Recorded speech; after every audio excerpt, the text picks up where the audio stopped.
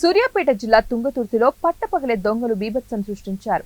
తుంగతుర్తి గ్రామానికి చెందిన కుమ్మరి శ్రీనివాస్ ఇంట్లో ఎవరూ లేని సమయంలో తాళం పగలగొట్టి బీరువాలో ఉన్నటువంటి సుమారు 5 లక్షలు దోచుకెళ్లారు. వెంటనే శ్రీనివాస్ పోలీసులకు ఫిర్యాదు చేయగా సిఐ శ్రీను నాయక్ కేసు నమోదు చేసుకుని దర్యాప్తు చేపట్టారు.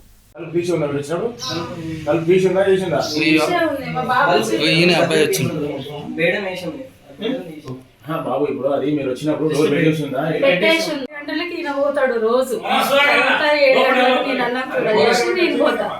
అయితే ఈ బాబు కూడా పోతాడు. ఇప్పుడు ఈ సెలవులకు వచ్చిన కాంచి వీడు నాతోటే వస్తాడు, నాకంటే ముందే వెళ్ళిపోతాడు. అయితే మేము పోయిన తర్వాత ఏమైందంటే ఇవాళ బాలకృష్ణ పని చేస్తాడు మా కాడ, ఆయన రాలేదు.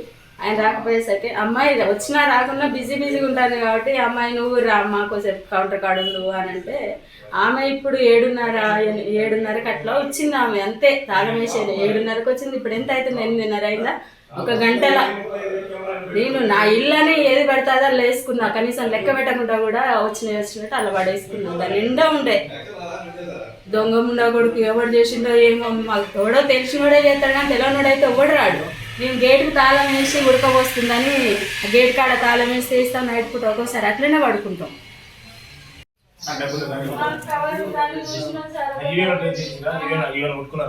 ఇది నేను పట్టుకున్నా సార్. ముట్టుకోవద్దు కదా, ఏం లాభం ఇప్పుడు ముట్టుకోనని. ఏం దొంగతనం అయినప్పుడు ఏం టచ్ చేయదు, పోలీసులు చెప్పాలి. నా ప్రింట్ అని నీ ప్రింట్స్ వస్తాయి నాకు.